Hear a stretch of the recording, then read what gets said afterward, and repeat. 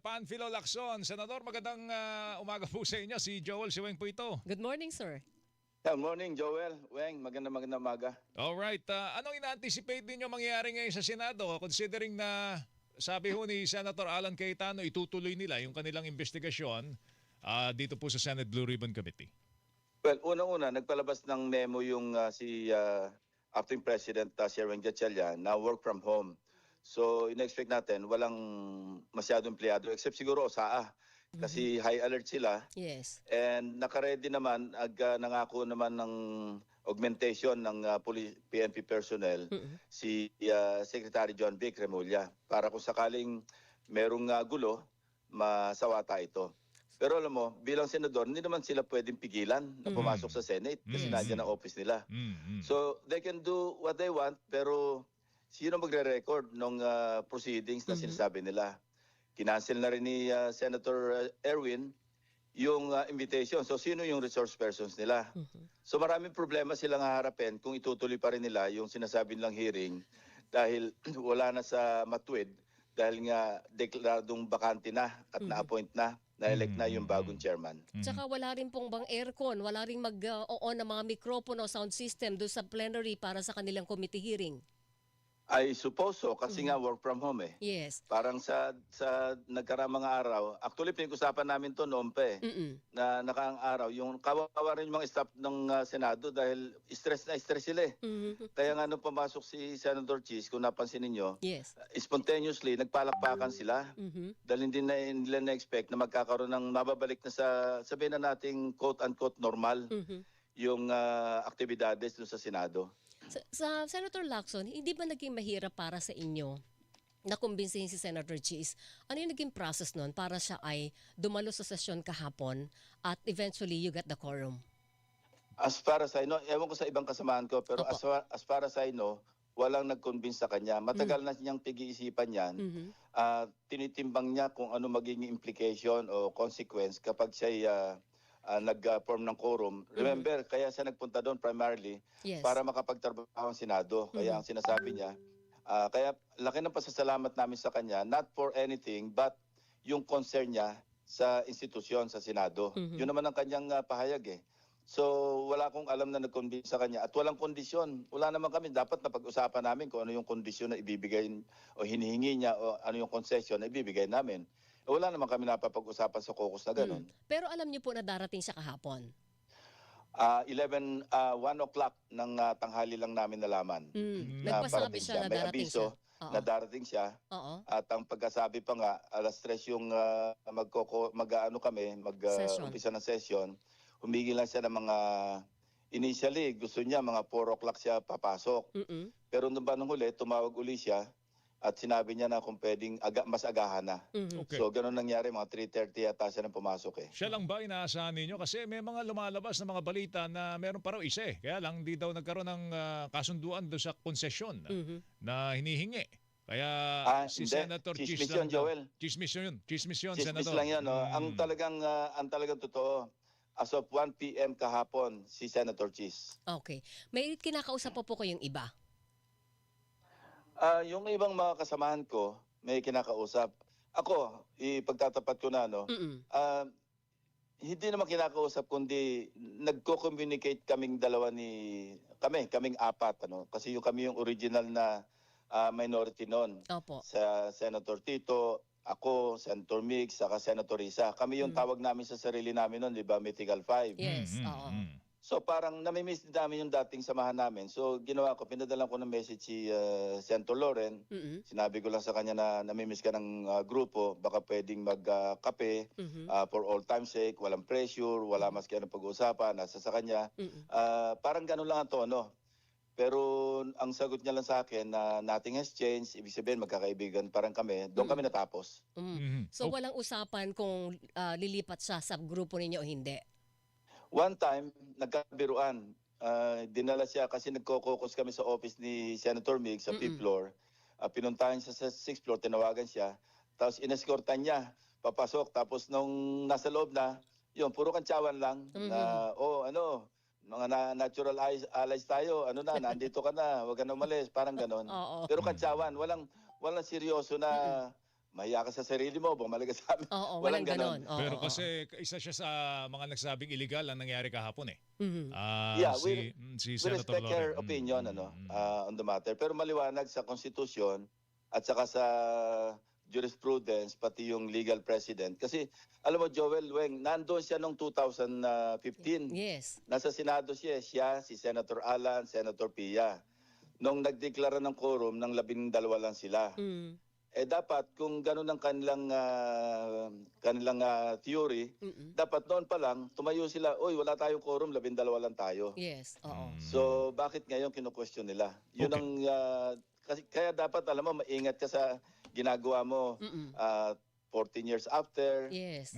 so many years after, ingatan mo, mag-review ka muna Marami kang kung ano dapat yung tandaan. ginawa mo na mga nakaraang taon pag may Mm. malalaking issue. Senator, paano niya itinuturing si Senator Cheese ngayon?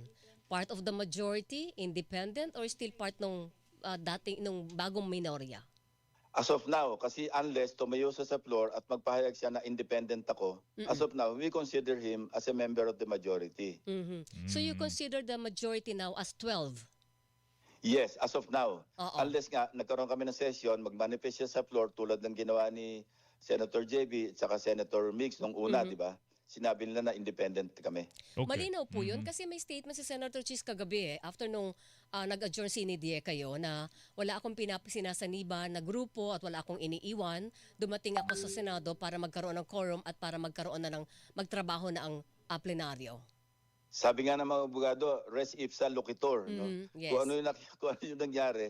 Kasi bumoto siya sa amin eh. Ano yung Yes. sabihin nun? Correct. Oo. Ganun Nandun talaga. nga siya para mag-provide ng quorum of 12. Pagkatapos bumoto siya. Mm-mm. Doon sa lahat ng yung motion to declare all positions vacant, Mm-mm. ma-elect yung pro temp, Yes. majority committee on rules, etc. etc. So, ang tawag natin doon, member siya ng majority. Alright. Okay. As of now, as of yesterday, Opo. or as of now, unless i-manifest niya Sa floor. formally sa floor, pag naandyan na kami, may session na, oy, hindi ako sa inyo independent ako. Ibang usapan yun. Opo. Siguro huli na lang, Senator Ping, kasi isa sa mga binibida ng grupo ho ni Senator Alan Cayetano, yung kanilang gagawing investigasyon, lahat daw, walang sisinuhin, Weng. Oo. Wag ka nga raw pong kukurap eh. Sa flood control, Yes, ano ha? oo. Ang impression na nililikha sa amin noon, hindi naging maganda yung ginawa ninyong investigasyon nung kayo po namumuno sa Senate Blue Ribbon Committee. Pero ngayon, si Senator Erwin Tulfo na po ang timon sa Blue Ribbon at Lunes, sabi niya, lahat kayo, member ko. Oo. Pwede kayong magtanong, pwede kayong dumalo Yes. sa At ang membro may voting rights ka. magaganap na investigasyon. Ano pagkakaiba nung Blue Ribbon si Lacson ang may hawak, ngayong Blue Ribbon si Tulfo may hawak, ngayong Vice Chairman niya si Senator Erwin dun eh. Correct. Oo, oo. Ano bang siguro let's set the record straight. Talagang naging partial ba? Hindi. O naging partial ba ang Joel, bakit may nakakulong na dati senador? Bakit may nakakulong na senador? Bakit merong nag-undergo ng preliminary investigation na dalawa pa senador, kasama nga si Senator Cheese doon, at mga opisyalis ng DPWH, pati mga contractor? Saan ba nangyari? Saan ba nagsimula lahat yon? So propaganda ni na Marcoleta yon nila na selective yung ginawang investigation. Kung selective ako, ang unang-una kong pagtatakpan mga kasamahan ko. Kasi yan nga yung nakatampuhan ko na eh. Dahil ang iniisip nila, pagtatakpan ko sila dahil mga kasamahan ko.